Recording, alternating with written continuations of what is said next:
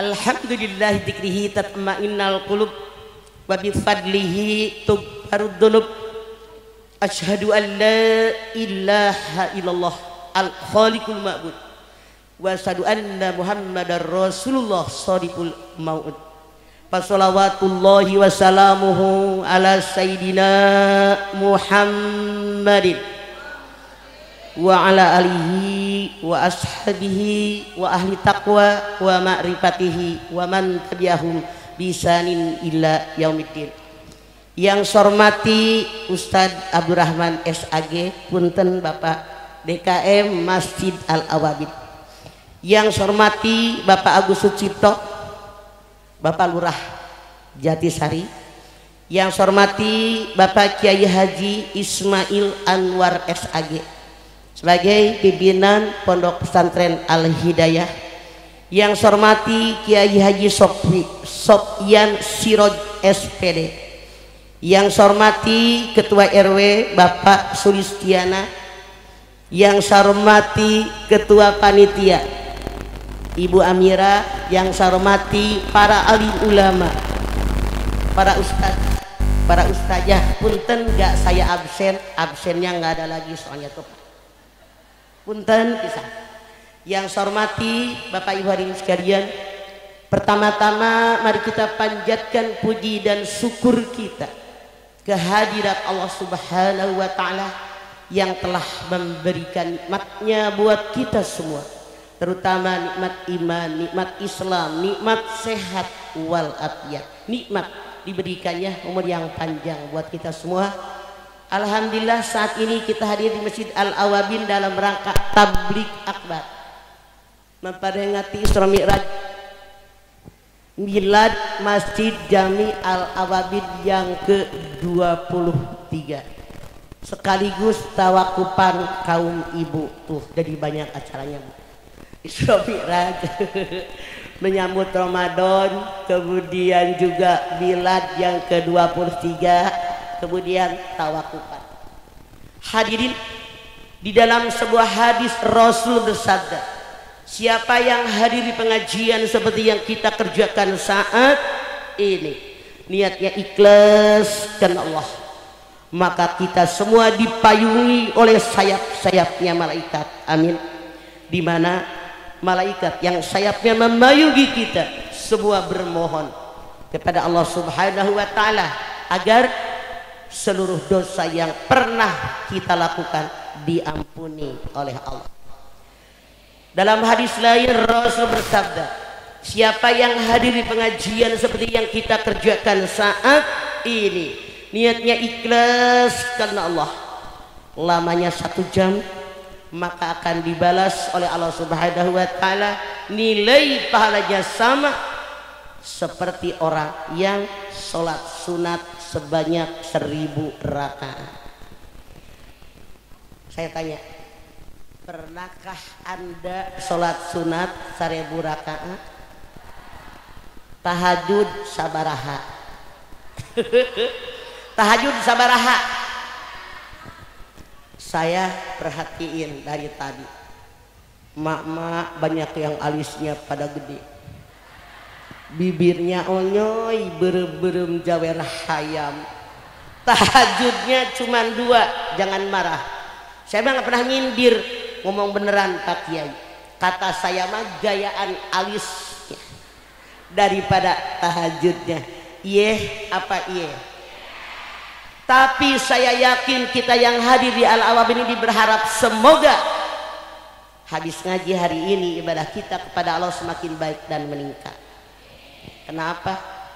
Rasul bersabda, siapa yang hari ini lebih buruk daripada kemarin rugi, siapa yang sama dengan kemarin rugi, siapa yang lebih baik daripada kemarin untung. Operator, ehonya buang dong. Operator, gimana operator? Ehonya buang dong. Emang gue nyanyi dangdut. Nah, punten ya. Jadi ehonya buang, bassnya buang, saya perlu mau doang.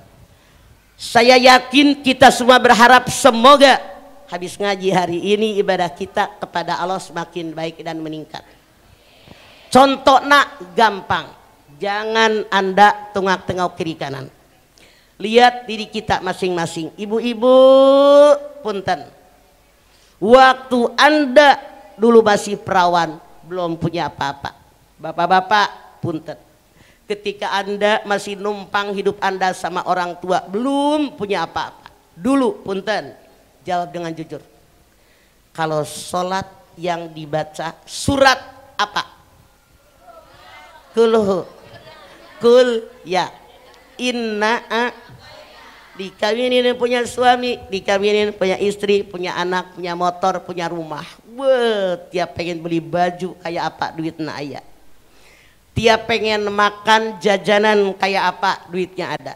Saya nanya Anda, jawab dengan jujur. Sebagai tanda syukur Anda kepada Allah saat ini, kalau Anda sholat yang dibaca punten surat naon? Tuh lagi, inatena lagi, itu rugi tahu. Coba hitung, udah berapa kali kita ikut Ramadanan, bener nggak? Tiap hari kita melangkah Senin, Selasa, Rabu, Kamis, Jumat, Sabtu, jumlah umur nambah, jatah umur kurang. Langkah ke kubur makin dekat makin jauh. Bu, makanya ibadah kita mudah-mudahan makin baik dan meningkat. Yang namanya puasa kita semua sudah puluhan kali. Tapi kenapa kita bikin nih penutupan pengajian emak-emak, tarhib Ramadan, Isra Mi'raj? Menyadarkan kita, mengingat kembali, walaupun bolak-balik kita puasa, siapa tahu ada yang lupa. Untuk menyempurnakan kita, semoga ibadah kita kepada Allah makin baik, insya Allah, amin. Bapak Ibu hari ini sekalian, nih milad, mensyukuri nikmat Allah. Al-Awabin sudah 23 tahun. Kalau orang umur 23 sudah sarjana S1. Ibu S berapa? 23 udah S1, hampir S2. Coba. Alhamdulillah ada pengajian. Nambah ilmu, masuk lagi Ramadan, masuk Ramadan. Ini Al-Awabin aja 23 tahun sekarang. Jadi kita sebagai manusia wajib bersyukur kepada Allah Subhanahu wa taala dengan segala nikmat yang Allah berikan kepada kita. Apa sih yang disyukuri nikmat Allah? Silahkan Anda lihat di dalam Ibrahim 34. Wa in ta'uddu nikmatallahi la tuhsuha innal insana ladzalumun kafar. Kalau kalian menghitung nikmatku sampai kapan, kata Allah, nggak bakalan terhitung. Tapi manusia selalu zolim dan kufur dengan nikmat Allah.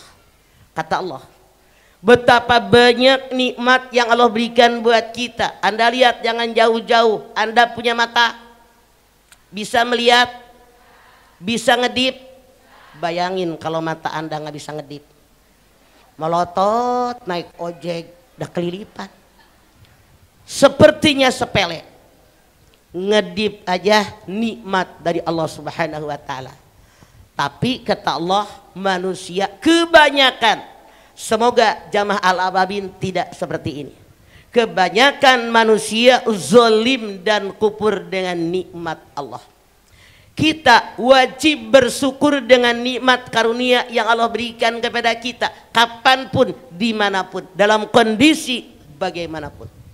Hadirin, tarik nafas dalam-dalam. 1, 2, 3. Buang. Saya tanya, beli apa gratis? Anda bayangkan, kalau saya sakit memerlukan oksigen, 1 jam dirawat di rumah sakit murah kelas 3, saya nggak tahu pasti harganya, mungkin 60.000.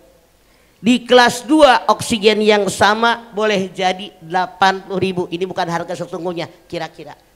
Di kelas 1 oksigen yang sama 1 jam 100.000 misal.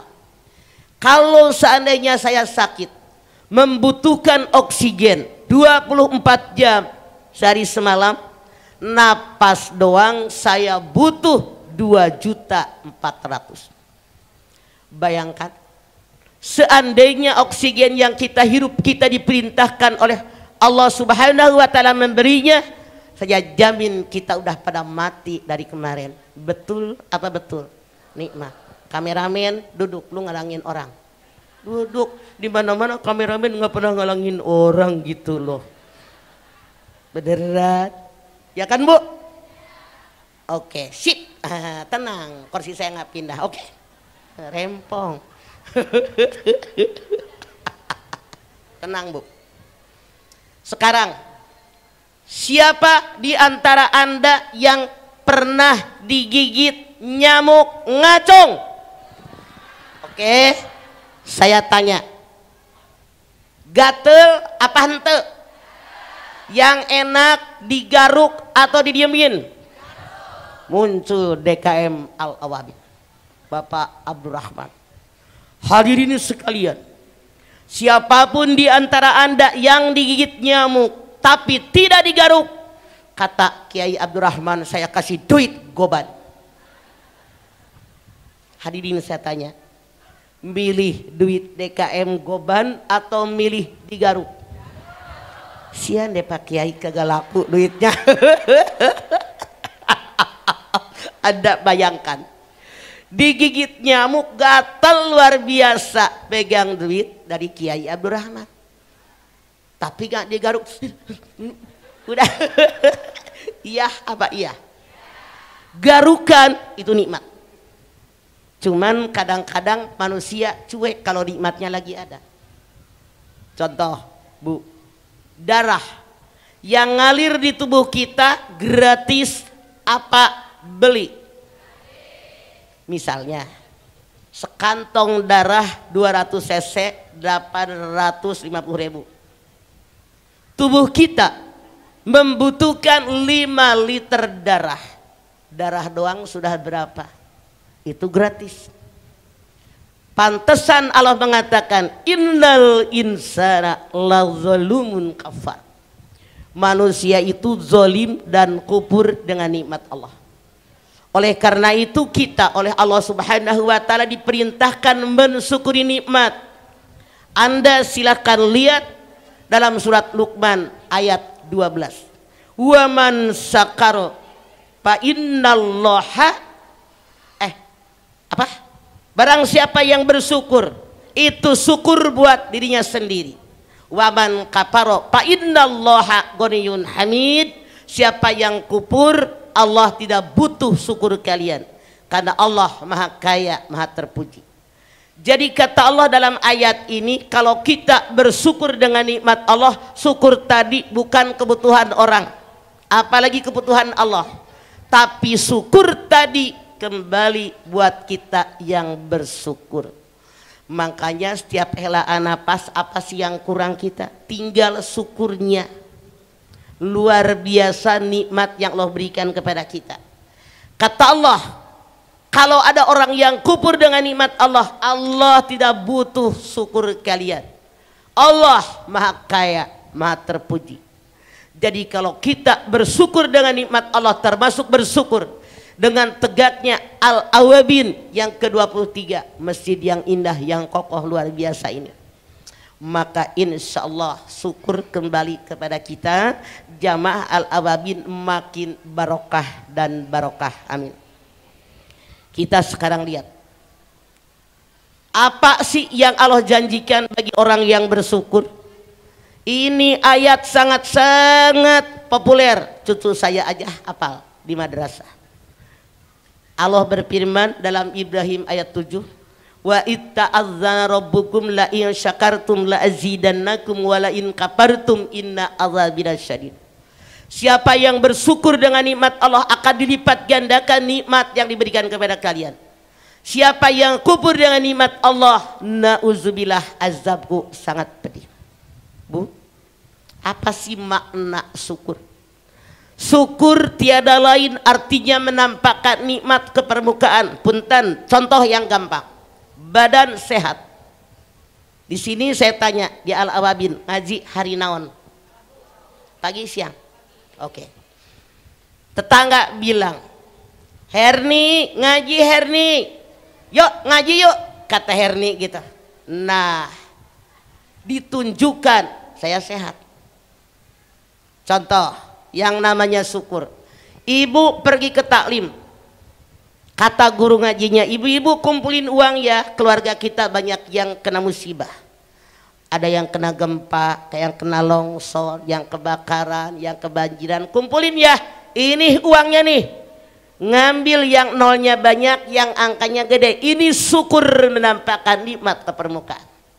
Saya sehat, saya punya rezeki. Apa janji Allah? La azidannakum, akan dilipat gandakan nikmat yang berikan kepada kalian. Ini menampakkan nikmat.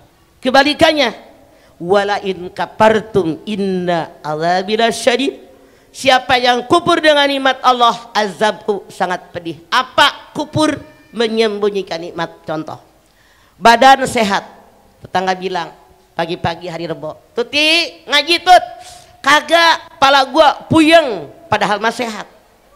Aya nu kitu. Mana orangnya ngacung? Parah. Sehat diajak ngaji, puyeng, disembunyikan sehatnya. Ini kufur.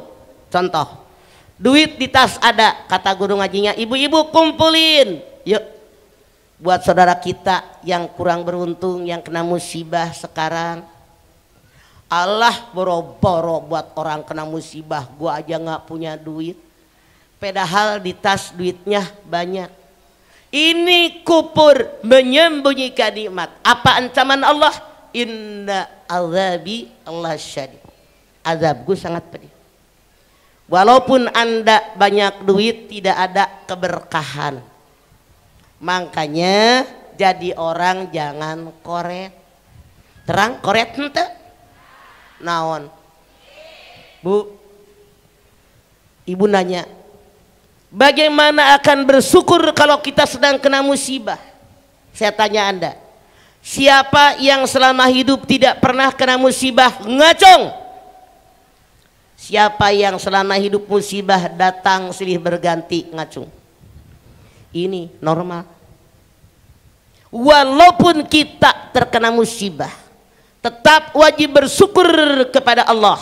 Caranya bagaimana? Kita lihat orang lain yang musibahnya lebih berat dari kita, pasti timbul rasa syukur. Contoh, ada sebuah keluarga, suaminya ganteng, baik, kaya, sabar, sayang sama anak bini, sayang dengan mertua dan orang tua, bergaul di masyarakat sangat baik, supel orangnya, tetangga semua suka dengan suami yang kayak begini. Tak, meninggal dunia. Istrinya bilang, innalillahi wa inna ilaihi rajiun. Kasus yang kedua, punten, ini nggak pernah nyindir, ini perbandingan biar gampang. Suaminya jelek, butut, hidung caketrek, mana koret, mana tukang mabok, mana tukang telet, KDRT, mulutnya tajam, sama tetangga nggak akur, sama mertua nggak sayang, tukang mabok, tukang minum, putau, nyimeng. Meninggallah suami yang kedua. Kata istrinya, alhamdulillah, kenapa? Alhamdulillah. Sekarang seandainya yang meninggal suami yang kasus yang pertama, istrinya sedih apa enggak? Musibah. Datang orang ngelawat, teteh sih masih mending suami meninggal, punya rumah. Saya dulu waktu suami meninggal rumah masih kontrak, terhibur. Musibah saya lebih ringan daripada orang. Datang lagi orang, teteh sih mending suami meninggal, anak udah pada gede. Dulu saya waktu suami meninggal anak kecil-kecil, terhibur. Musibah kita lebih ringan. Datang lagi orang, teteh si mending, masya Allah, punya mobil, punya motor, mana teteh kerja. Saya mah dulu nggak boleh kerja sama suami. Jadi nengok ke sini. Makanya Pak, istri Anda jangan dilarang kerja. Tahu? Dengerin nih kalau nenek-nenek ngomong. Anda sebagai laki-laki. Saya khawatir kalau kami perempuan tidak kerja. Khawatirnya 3. 1. Suami kita setia awalnya. Namanya lelaki gitu loh, normal. Lihat yang bohai, yang demplon. Iya. Seandainya suami Anda selingkuh, kalau kita tidak punya penghasilan, sakitnya di sini. Benar nggak Bu? Tapi kalau kita punya penghasilan minimal maksimal, sakitnya 40%. Tenang, gue punya duit, ngelayanin udah bener setenuan agama. Begitu Pak, punten dengerin kalau orang tua ngomong. 2, kalau kami perempuan tidak punya penghasilan, yang saya khawatir suami baik, ngasih duitnya cukup, cuman takdir menentukan lain. Suami Anda kena stroke, menyon, ngiler, ngeplek. Kalau kita nggak punya penghasilan, tidak mustahil bininya ikut stroke. Tapi kalau kita punya penghasilan, otak mikir, minimal buat makan sudah ada, tinggal mikir buat berobat suami. Titik. 3, nengoknya kadieu deui. 3. Boleh jadi suami kita setia, baik, ngasih duitnya banyak, sayang sama anak bini sama keluarga. Cuman punten, takdir menentukan lain, umurnya pendek. Punten. Saya kan bicara orang lain. Suami saya meninggal usia 54. Udah 22 tahun. Coba Pak, kalau kita perempuan tidak punya penghasilan, suami meninggal, tidak sedikit saya ngelawat, isinya nangis. Ayah, siapa yang ngasih makan anak-anak, siapa yang nyekolahin anak. Udah tahu laki lu mati, dimintain makan, mikir. Makanya Pak, jangan Anda larang istri Anda nyari duit. Cuman nyari duit tidak berarti kita kerja ke tempat orang. Istilah saya begini, mendingan jadi buntut gurame atau mendingan jadi kepala mujair. Maksudnya ngerti ya? Kita kerja di perusahaan besar cuman buntutnya doang staf biasa. Tapi kita punya usaha, kerjaan kita kepala mujair, kerjaannya usaha kecil, tapi yang nentuin kita. Ibu milih mana? Buntut gurame apa kepala mujair? Kepala mujair. Saya juga kepala mujair Pak. Jadi punten, bapak-bapak kan suka ada yang sotoy, jangan kerja, saya tanggung jawab. Emang lu jamin umur lu sampai kita tua ya? Makanya kata bapak-bapak nggak jadi gue. Beneran Pak, soalnya banyak yang curhat. Saya tidak lihat orang lain Pak. Waktu suami saya 22 tahun yang lalu meninggal, anak saya SMA. Saya kan 6 tahun nggak punya anak. Saya yatim piatu, 2 jadi 4. Anak kandung saya 4. Saya anak yatim aja, doa Pak yang disekolahin lebih dari 250 lebih. Fakir miskin yang tiap bulan dikasih beras sekarung lebih dari 300. Belum keluarga dekat, tetangga dekat. Kalau kita perempuan tidak punya penghasilan, dari mana ngurusin mereka semua? Makanya punten Bapak sekali lihat, punten, hormat. Kami mohon izin kepada Anda, izinkan istri Anda nyari duit. Tidak harus kerja ngantor di rumah orang. Jualan uduk, jualan gado-gado, jualan nasi kuning, jualan cendol, buka bengkel, sewain tenda, punya duit kok. Apa yang saya omongin itu yang gua jalanin. Makanya apal banget dari tahun 70 coba. Itu kerjaan saya, alhamdulillah. Dulu tahun 70-an tuh saya udah sarjana Pak, udah saya nenek-nenek lahir tahun 50. Mau kerja di kantor, suami saya bilang jangan. Kalau kerja di kantor perempuan yang cantik, dulu Pak tahun 70. Itu disosor bos. Berkali-kali saya minta izin, suami saya tidak izin. Saya tahu harus nurut sama suami. Makanya itu yang saya kerjain Pak, jualan uduk, jualan segala macam, sewain tenda, buka jahitan, buka salon. Alhamdulillah, lama kelamaan saya dagang dari mulai kaos kaki sampai segala macam. Dari sendiri dagang hampir 200 orang cengkau saya. Survei membuktikan, Bu, penghasilan saya tidak main-main, lebih dari 4 kali lipat penghasilan suami yang PNS. Jadi lebih banyak orang yang bisa kita urusin, kita sekolahin, kita santunin. Nah, makanya punten, Bu, kalau kata saya, kalau suami melarang istrinya kerja, maksudnya sekali lagi bukan kerja di kantor orang, kita ciptakan lapangan pekerjaan. Yang saya khawatir mati akal. Bukankah kita juga yang perempuan sama emak disekolahin TK, SD, SMP, SMA, S1, S2, S3. Ibu S berapa? Jadi punten bapak-bapak, betul Anda itu kowam pemimpin. Tapi Anda berpikir masa depan, seandainya istri Anda punya penghasilan lebih banyak, bukankah lebih banyak yang kita bisa berangkatin haji? Lebih banyak yang kita bisa berangkatin umroh? Lebih banyak orang yang kita sekolahkan? Lebih banyak tetangga yang kita urusin? Itu maksud saya. Jangan marah, saya bicara karena ini adalah pelajaran buat kita. Ini pengalaman saya, semoga bermanfaat. Hadirin, mensyukuri nikmat Allah. Kita semua pasti kena musibah. Tidak ada seorang pun manusia yang tidak pernah kena musibah. Anda silahkan lihat di dalam Al-Anbiya 35, kullu nafsin dha'iqatul maut wa nabluukum bis-syarri wal khairi fitnah wa ilaina turja'un. Semua manusia pasti akan datang dengan kematian. Kalian akan mendapatkan ujian, musibah yang buruk maupun yang baik, kepada kami kalian kembali. Mutlak. Dalam ayat ini kata Allah, semua manusia pasti mati. Ini camat nih, calon mati.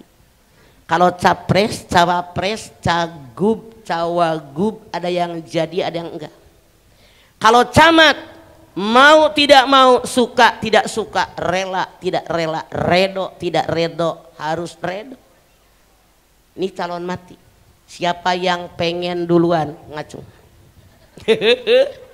Saya aja yang 73 nggak pengen duluan, apalagi yang masih pada muda.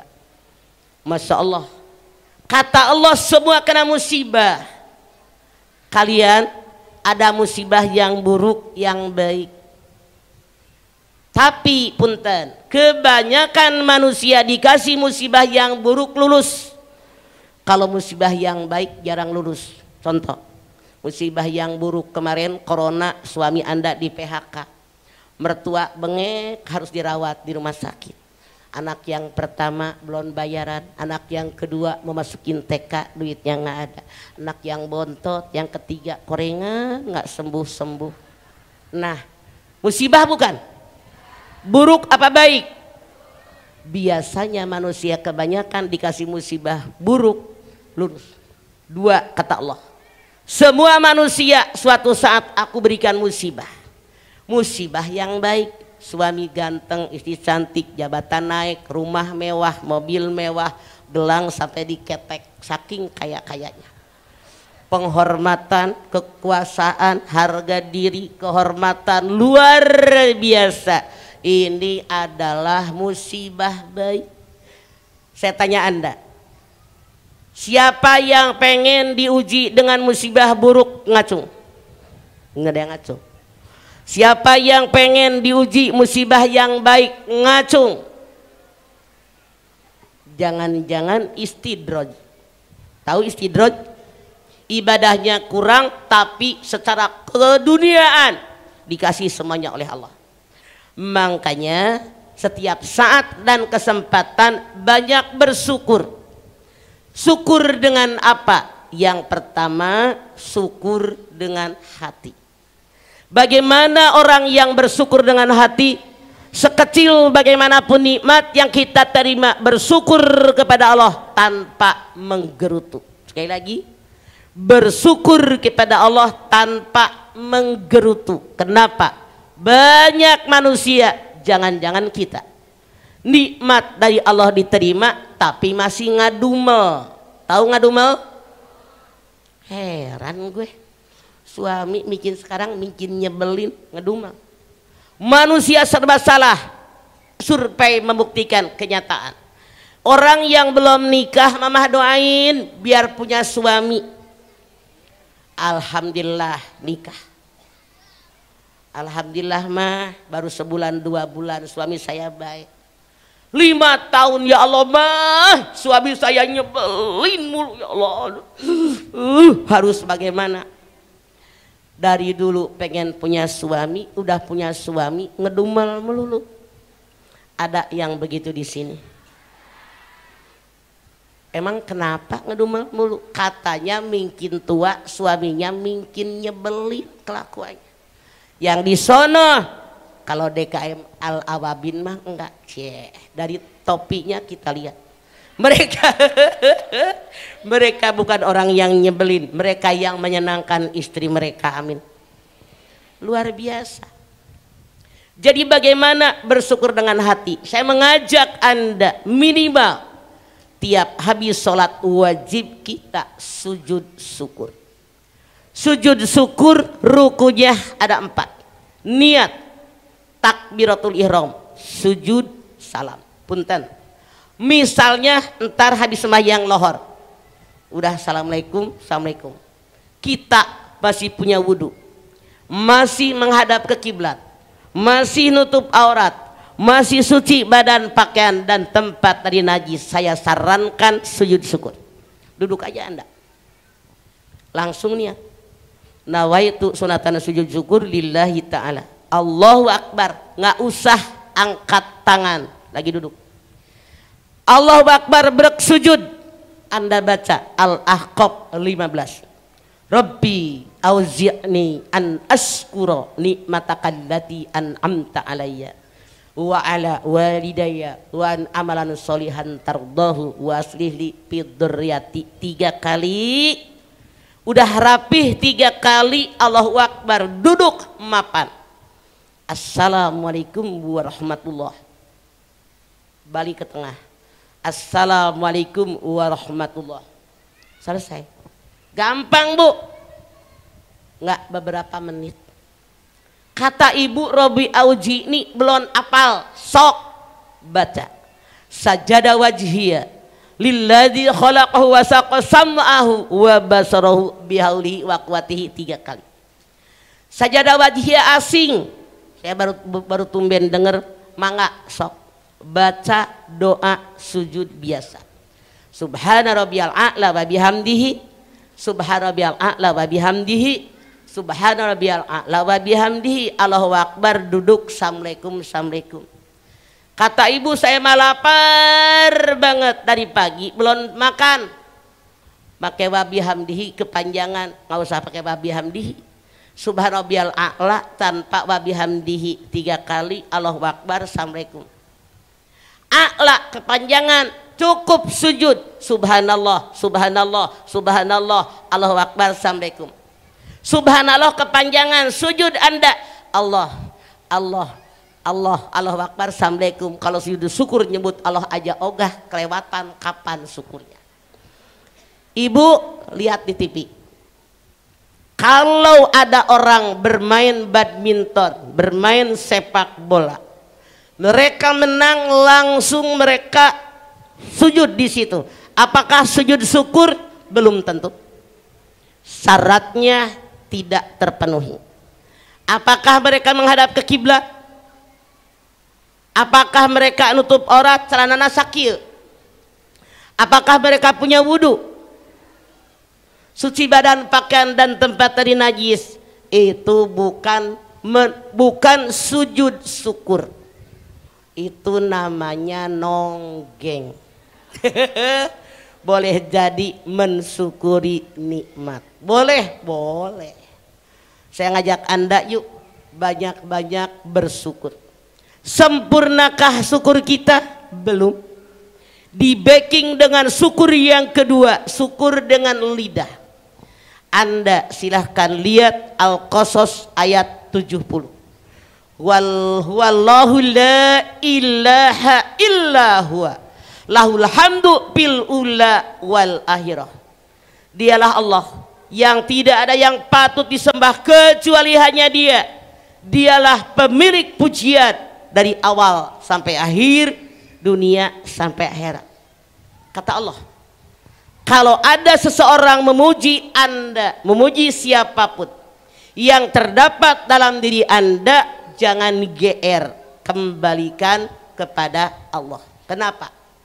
Semua yang terdapat dalam diri kita hakikatnya milik Allah, cuman dititipin sama kita. Contoh, ya Allah, ibu cantik banget pakai kerudungan coklat, langsung hidungnya megar, straight. Salah tahu, kembalikan sama Allah. Ucapkan hamdalah, alhamdulillah. Apa? Alhamdulillah hirabbil alamin. Apa artinya? Segala puji milik Allah yang menggenggam alam dunia. Jangan kita bilang gue gitu loh, salah, itu sombong. Kembalikan sama Allah, kata Allah. Kalau ada orang memuji ketampanan Anda, kecantikan Anda, ini milik Allah. Saya ambil contoh. Jidat Anda begini, hidung Anda begini, bibir Anda. Ibu coba senyum. Yang ini coba. Beda. Saya tanya, wajah Anda, bentuk tubuh Anda kayak seperti ini, pesanan Anda atau pemberian Allah? Anda silahkan lihat Ali Imran ayat 6. Huwallazi yusawwirukum fil arhami kaifa yasha. Dialah Allah yang melukis wajah kalian dalam rahim seorang ibu sesuai kehendak Allah. Makanya kalau ada orang bilang ganteng, cantik, kembalikan sama Allah. Alhamdulillah, kehendak Allah. Cuman punten, manusia kurang syukur, sok dilihat. Ada yang lahir merasa hidungnya kurang mancung, dioperasi, dimancungin. Ada yang pengen bibirnya begitu tuh. Ada yang pengen dagunya ngegayot, dioperasi. Padahal apapun yang Allah ciptakan, itulah yang terbaik buat kita. Kenyataan, begitu banyak ketemu orang yang dioperasi wajahnya, payudaranya dan seterusnya. Kalau silikonnya bocor, itu kempes sebelah, dengdek, ini mukanya nggak rata. Itu harus disuntik silikon lagi, dan itu sakitnya minta ampun, kata mereka. Minimal bayarnya 100-200 jeti. Coba manusia aja yang kurang syukur dengan nikmat Allah. Nih yang badannya pada gendut itu. Pengen langsing nonton di TV iklan ping hupang haping hiping minum amadusnya, tetepnya segede gini. Kurang syukur. Kalau saya alhamdulillah gendut 80 kilo, ada baju XL. XL nggak muat, XXL. XXL nggak muat, XXL. XXL nggak muat, gordeng gua jahit. Kalau nggak spray, ngapain susah sih? Berusaha diet langsing gehente, sakit perut ya. Yang kurus, yang begeng, kurang gizi, tah. Pengen gendut, minum jamu empek tongseng, perutnya doang sama pipinya. Manusia kurang syukur nih, kulit kita nih sawo mateng, sawo mentah. Pengen bule, nonton iklan di TV, set, 6 minggu kata iklan bule. Kalau cocok. Kalau nggak cocok, tidak sedikit saya punya jamaah. Begitu ketemu pipinya merah banget kayak pantat monyet di Ragunan. Ternyata mereka pakai pemutih tapi yang KW, beli yang murah. Udah segini. Anda lihat orang barat ganteng, cantik, bule kata kita. Mereka kurang syukur pakai cawat doang, berjemur di Kute, berjemur di Pangandaran. Kenapa? Pengen hitam. Tuh manusia. Makanya semua yang terdapat dalam diri kita harusnya kembalikan kepada Allah yang menciptakan kita. Contoh yang gampang, pengajian di RW. Kalau di tempat saya gantian dari rumah ke rumah. Biasanya setahu saya disuguhin kue.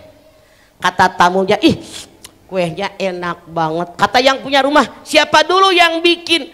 Gue gitu loh. Saya tanya, sombong apa sombong? Harusnya mereka hamdalah, alhamdulillahirabbil alamin. Dia bisa bikin kue enak karena diizinkan oleh Allah. Mau bukti? Saya panggil 3 orang, kasih resep kue yang sama, bahan yang sama, bareng bikin kue 3 orang. Begitu mateng, rasanya sama apa beda? Beda. Cuman di kita banyak yang sombong, kemasukan setan. Kata tetangganya, kuenya enak banget. Wih, siapa dulu yang bikin? Gue. Giliran tetangganya bilang, bagi dong teh resepnya. Rahasia perusahaan. Itu sombong. Kalau dia mati, resep kuenya ikut dikubur. Dia takut tersaingi. Kalau dia kasih resep sama orang, dagangan kuenya nggak laku. Ini salah. Anda lihat rezeki. Di Tanah Abang berapa ribu kios pakaian, laku semua. Anda pergi ke Mangga 2, berapa ribu kios, laku. Di Senen, Anda lihat ke Cipinang, tukang beras ngejajar, semua laku. Anda lihat di Dadap, tukang ikan, semuanya laku. Jadi rezeki telah diatur oleh Allah Subhanahu wa Ta'ala, masing-masing sudah ada bagiannya, tergantung bagaimana kita mencarinya. Makanya bersyukur dengan lidah, apapun yang orang pujikan tentang kita, karena semuanya milik Allah. Sempurnakah syukur kita? Kalau sudah bersyukur dengan lidah, belum. Bersyukur dengan amal perbuatan. Nah, mata bisa melihat buat apa? Mata melotot bisa melihat buat lihat apa? Lihat yang diperbolehkan oleh Allah. Telinga bisa mendengar buat mendengar yang dibolehkan oleh Allah. Begitu artinya benar-benar kita bersyukur dengan amal perbuatan. Anda lihat di dalam surat Al-A'raf 179. Walaqad dara'na li jahannama katsiran minal jinni wal insi lahum qulubun la yafqahuna biha walahum a'yunun la yubsiruna biha walahum adhanun la yasma'una biha ulaika kal an'am bal hum adall wa ulaika humul ghafilun. Telah aku jadikan bahan bakar api neraka terdiri dari jin dan manusia. Jin dan manusia yang bagaimanakah? Yang oleh Allah Subhanahu wa Ta'ala dijadikan bahan bakar api neraka. Hati mereka tidak memikirkan kekuasaan Allah, mata mereka tidak melihat ayat Allah, telinga mereka tidak mendengar ayat Allah. Kata Allah, mereka sama dengan binatang ternak, bahkan lebih hina dari binatang ternak. Ini tempatnya neraka jahanam. Siapa di antara Anda yang pengen masuk neraka? Ngacung. Na'udzubillahi min dzalik. Siapa yang pengen masuk surga? Ngacung. Insyaallah amin. Syaratnya penuhi. Balik ayat ini. 1. Hadirin, apakah Anda punya hati? Bisa berpikir? Jawab dengan jujur. Apakah hati yang bisa berpikir lebih banyak memikirkan kekuasaan Allah atau lebih banyak mikirin kebutuhan pribadi? Jawab. Ngeok. Kata Allah, tempatnya neraka. Robah yuk, lebih banyak memikirkan kekuasaan Allah. Rabbana ma khalaqta hadza batila. Contoh jangan jauh-jauh. Pohon kelapa, pohonnya buat tiang, buat kursi, buat meja makan.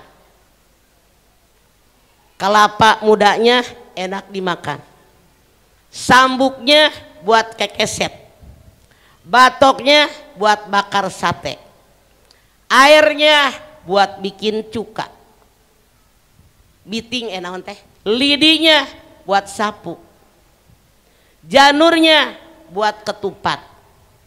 Hayo, nggak ada yang kebuang, ya nggak? Betapa agungnya Allah. Mak-mak di samping saya bilang rebungnya enak, saking rakusnya manusia. Kelapa ditebang, pokoknya disayur. Coba, nggak ada yang kebuang kan? Semua berguna, bermanfaat.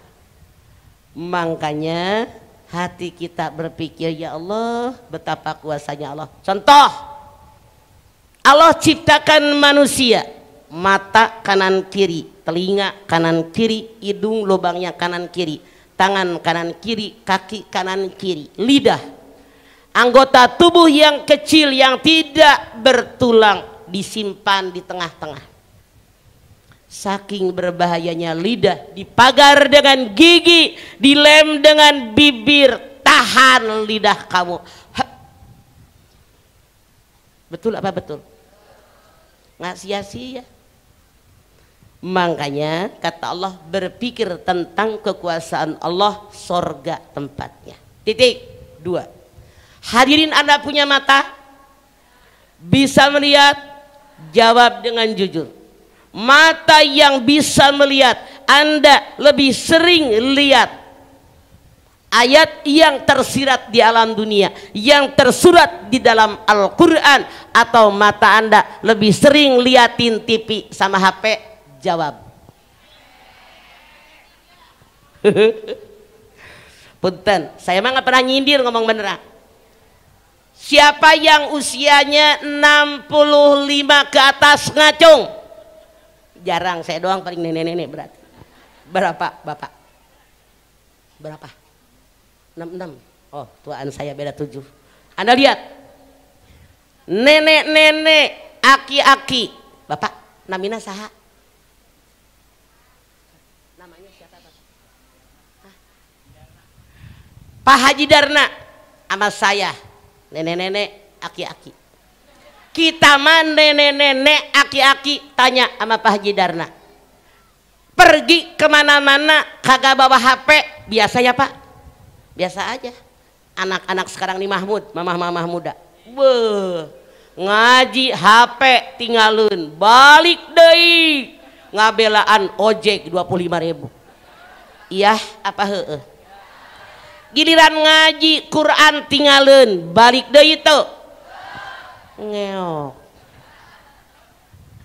Coba nih mata baca Quran 2 lembar ngembeng, debu air baru 2 lembar. Sok nonton TV sinetron 2 jam bersambung, artinya masih pengen. Iya apa iya? Sok Anda lihat HP, ketemu enggak tetangga bukan, kenal kagak saudara bukan, teman kuliah bukan, ikut komen kayak orang bener aja lu. Lu ngapain ngomentarin orang lain? Kita aja belum tentu benar. Bukankah Rasul mengajarkan ibda binafsi? Dimulai dari diri kita. Setan ngegodain kita. Wow, netizen maha benar. Kayak lu bener aja. Ayo komentarin rumah tangga orang, komentarin kelakuan orang. Nggak perlu. Kita dulu nih ibda binafsi.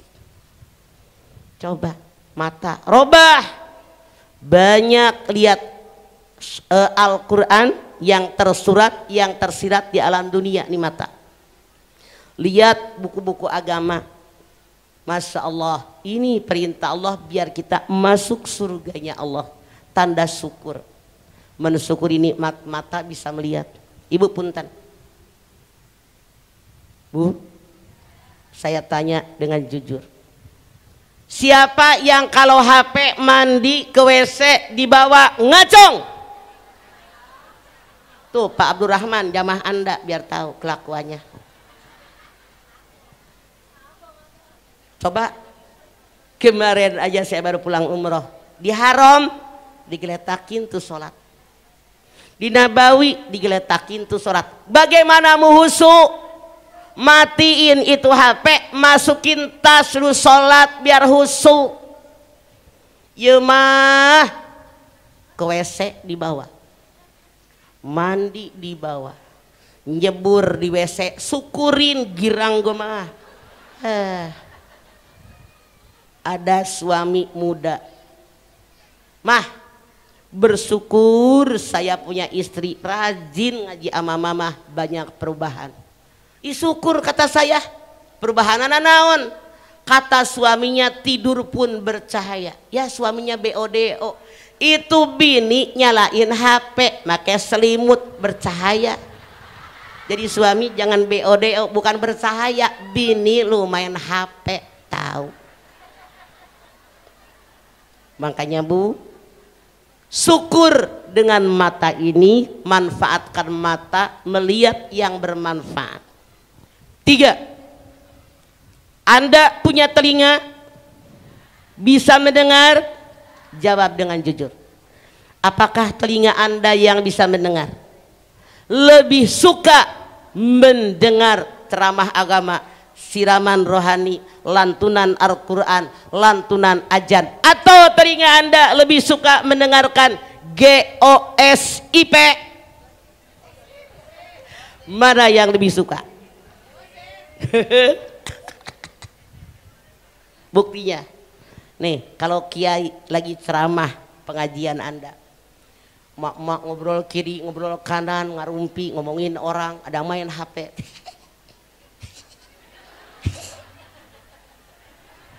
Benar nggak? Ini salah Bu.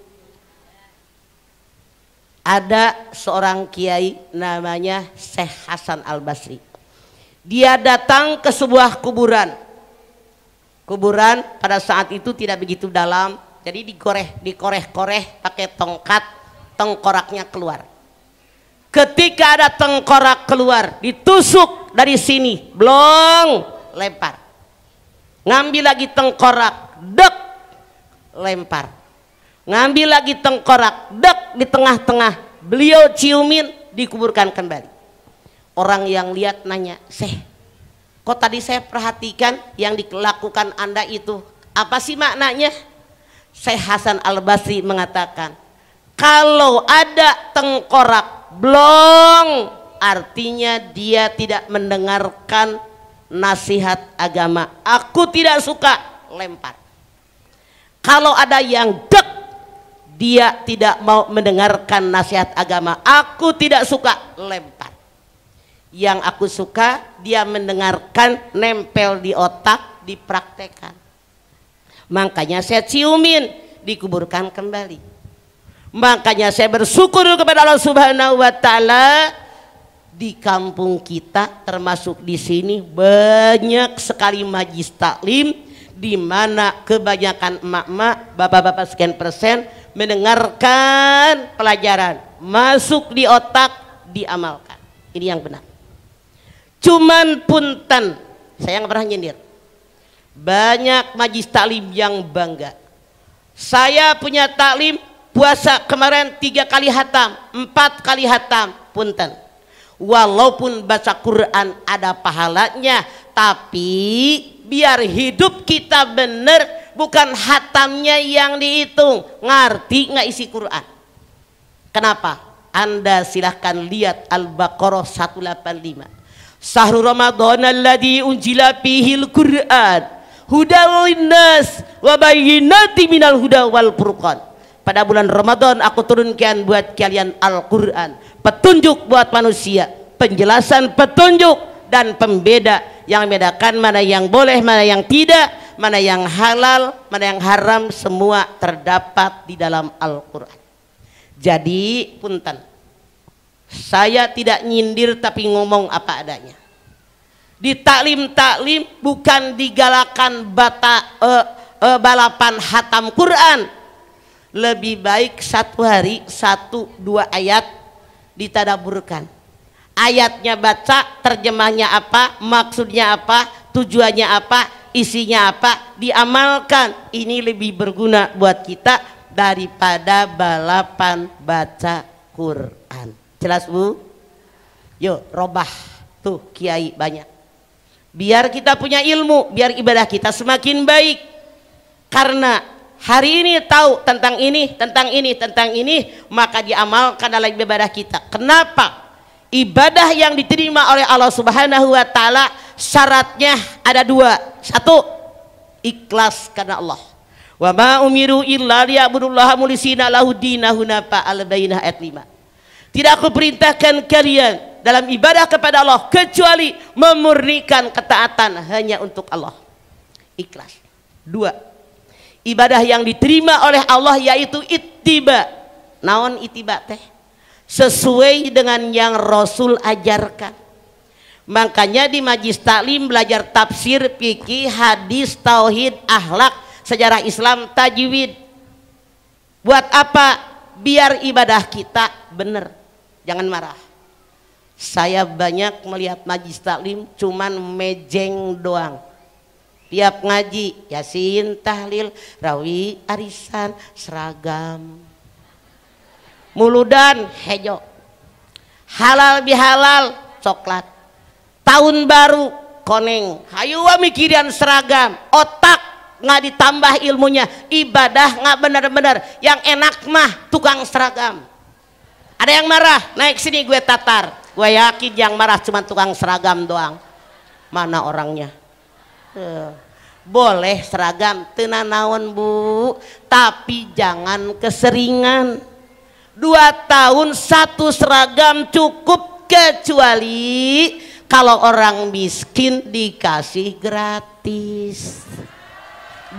Giliran gratis surak, mau gratis mulu sih lu.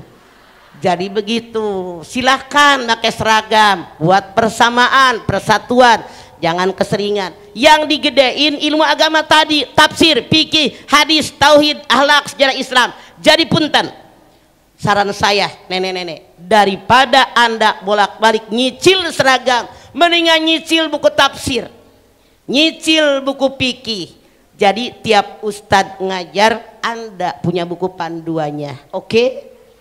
Setuju Anda? Ya harus setujulah, daripada mejeng seragam mulu.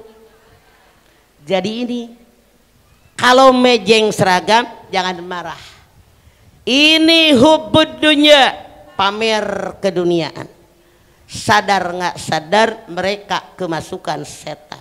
Punten, Anda silahkan lihat kita ibadah di alam dunia diganggu oleh setan. Silahkan lihat Al-A'raf 16-17. Ola pabima agwaitani la aqudanna siratal mustaqim summa la atiyannahum min baini aydihim wa min khalfihim wa an aymanihim wa an samailihim wa la tajidu aktaruhum syakirin. Setan bilang, ya Allah, Engkau mencap saya makhluk yang tersesat. Dari mulai saat ini saya goda turunan Adam dari jalanmu yang lurus. Saya goda dari depan, belakang, kanan, kiri, sedikit yang bersyukur. Yang hadir sekarang yang sedikit, yang selalu bersyukur dengan nikmat daripada Allah Subhanahu wa taala. Itulah kenapa banyak orang yang nikmatnya banyak tidak syukur. Kenapa? Tergoda setan. Jadi ketika Allah mengatakan kamu makhluk tersesat, setan ngancam. Dari mulai saat ini saya akan menggoda turunan Adam dari jalanmu yang lurus. Saya goda mereka depan, belakang, kanan, kiri. Pertanyaannya, kenapa setan tidak menggoda dari atas? Kenapa setan tidak menggoda dari bawah? Biar manusia tidak bersyukuri nikmat Allah. Jasad kita asalnya dari tanah. Ruh kita asalnya dari Allah. Anda lihat jasad kita asalnya dari tanah. Lihat As-Sajdah ayat 9. Summa sawwahu wa nafahu fihi min ruhi wa ja'alakum sam'a wal absara wal afidah qalilan ma tashkurun. Aku sempurnakan janin dalam rahim seorang ibu. Aku berikan hati buat berpikir, mata buat melihat, telinga buat mendengar. Ditiupkan ruh dalam jasad tadi, sedikit yang bersyukur. Jadi ruh dari atas, makanya setan tidak bisa menggoda dari atas. Kenapa setan tidak bisa menggoda manusia dari bawah? Jasad kita, tubuh kita, daging tulang kita asalnya dari tanah. Anda lihat Al-Mu'minun 12. Walaqad khalaqnal insana min sulalatin min tin. Aku ciptakan kalian manusia asalnya saripati yang berasal dari tanah. Ayah ibu kita makan sayur mayur tumbuh di tanah, betul? Makan umbi-umbian tumbuh di tanah. Buah-buahan tumbuh di tanah. Ada yang jadi sperma, hidung telur, mereka berhubungan badan jadi kita. Tuh, ini godaan setan. Makanya banyak manusia yang tidak bersyukur. Setan menggoda dari depan dengan cara mereka tidak beriman dengan adanya alam akhirat. Silahkan Anda lihat Bani Israel ayat 10. Wa annal ladzina la yu'minuna bil akhirati a'tadna lahum azaban azima. Orang yang tidak beriman dengan adanya alam akhirat, mereka mendapatkan azab yang sangat pedih. Digoda setan dari depan, alah mati mah bagaimana nanti. Orang yang tergoda setan dari depan, dia tidak bersyukur dengan nikmat Allah, bahkan dia cuek saja, nanti mah bagaimana nanti. Padahal dalam Al-Hasr 18 Allah berfirman, ya ayyuhalladzina amanu taqullah wal tanduram nafsun ma qaddamat ligoddin wattaqullah innallaha khabirun bima ta'malun. Hai orang yang beriman, bertakwa kepada Allah. Setiap individu, Anda perhatikan, tidak setiap suku, tidak setiap kelompok, tapi kata Allah, setiap individu kalian harusnya mempersiapkan diri kalian apa yang akan kalian bawa mati besok. Bertakwa kepada Allah, Allah maha cepat perhitungannya. Lawan setan. Banyak bersyukur, persiapan buat besok kalau kita sudah mati. Titik. 2. Setan menggoda dari belakang manusia. Caranya bagaimana? Hubbud dunya wa karahiyatul maut. Mencintai dunia, takut dengan kematian. Anda silahkan lihat Al-Baqarah 96. Wala tajidannahum marasan nasi ala hayat wa minal ladina asraku yawaddu awduhum law yu'ammaru alfasana wa ma huwa bimuzahzihi bidal azabi ayyu ammar wallahu basirum bima ya'malu. Pasti kalian bertemu dengan manusia yang rakus dengan dunia, lebih rakus daripada orang kafir. Mereka memohon kepadaku umur 1000 tahun lagi, padahal dengan umur yang panjang tidak menjauhkan mereka di azab Allah yang maha pedih, karena Allah maha melihat, Allah maha mengetahui. Punten, kata Allah, setan menggoda kita manusia dari belakang, Bu, dengan cara hubbu dunia. Contoh, rumah Anda sudah bagus, bongkar, renov lagi, model baru. Contoh, seorang pejabat dalam undang-undang negara kita maksimal jadi pemimpin 2 periode, betul? Selesai suaminya 2 periode. Saking takut diambil orang, istrinya nyalonin, mantunya nyalonin, iparnya nyalonin. Ada nggak? Kata Allah dalam ayat ini, mereka kemasukan setan dari belakang, takut tahtanya keambil orang. Mereka berpikir yang hebat hanya keluarga kita, keluarga orang lain cemen, BODO semua. Mereka anggap dia hebat.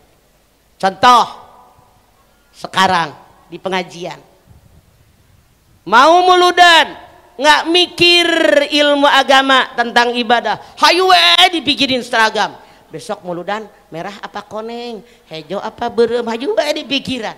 sadar nggak sadar, saya hanya menyampaikan, mereka kemasukan setan.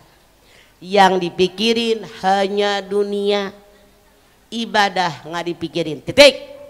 3. Setan menggoda manusia dari arah sebelah kanan dengan cara agama dipermainkan, agama dilecehkan, agama digampangin. Anda silahkan lihat Al-Baqarah 231.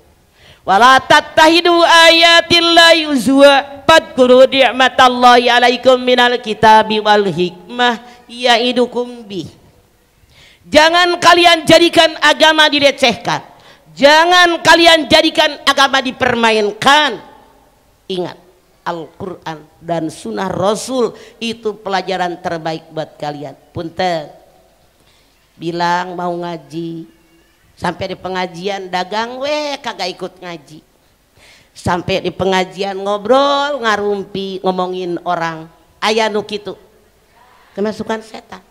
Contoh, saya datang ke pengajian, saya bukan tipikal terlambat jam sekian, ternyata di kampung itu tipikalnya terlambat, jamaah baru sedikit. Saya bilang, ayo deh, mana guru ngajinya? Bu, pimpin Ar-Rahman ke Yasin.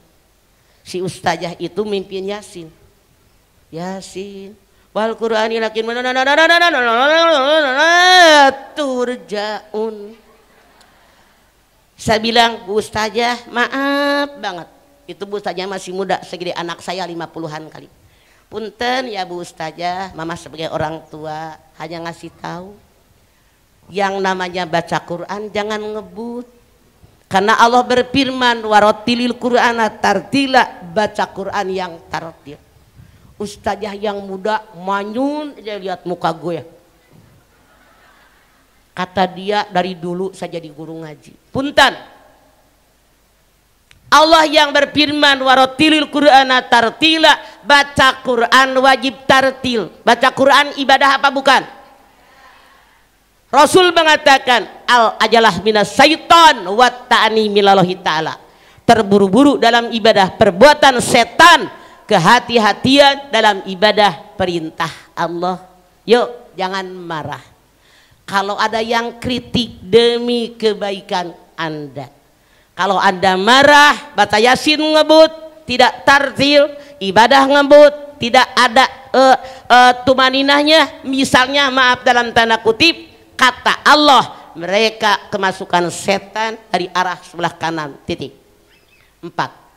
Setan masuk ke dalam diri kita manusia dari arah sebelah kiri. Dengan cara bagaimana? Perbuatan dosa dan maksiat dianggap perbuatan baik.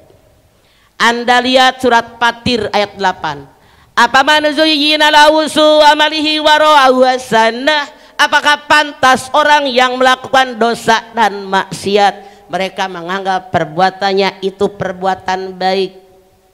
Orang berbuat dosa, berbuat maksiat, dia bilang ini perbuatan baik. Pantas atau tidak? Tidak. Yang mengatakan pantas kata Allah kemasukan setan. Contoh, Bu, yang namanya selingkuh boleh apa haram?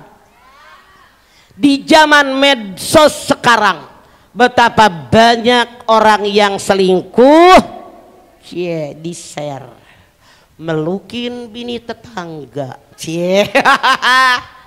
lagi dikecup sama suami tetangga, girang. Itu perbuatan dosa, perbuatan maksiat, tapi karena mereka kemasukan setan dari arah sebelah kiri, mengatakan hebat, laki lu bisa gua godain gitu. Itu setan. Hati-hati. Dulu di zaman saya belum ada medsos, aman. Di zaman medsos tabarakallah, hati-hati otak dipakai. Tidak perlu segala-gala dimasukin medsos. Wajib punya privasi, wajib punya rahasia pribadi, rahasia keluarga. Jangan berantem sama laki lu masukin medsos, mertua ngomel masukin medsos, Anda masak naon lah, masukin medsos, jangan, biasa saja ya, jangan berlebihan. Jadi 3 cara ini bersyukur: syukur dengan hati, syukur dengan lidah, syukur dengan amal perbuatan. Hati-hati, karena orang yang mau bersyukur dihalang-halangi oleh godaan setan yang menggoda dari depan, belakang, kanan, kiri. Kalau saya ngomong wae tidak adil. Silakan Anda bertanya, pertanyaan bebas. Yang nanya saya kasih kaki 3, yang tidak nanya beli. Sok mangga, sok. Tadi mana cek maikna?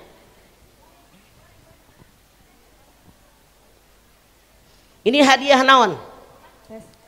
Tes. Naon kesina iya.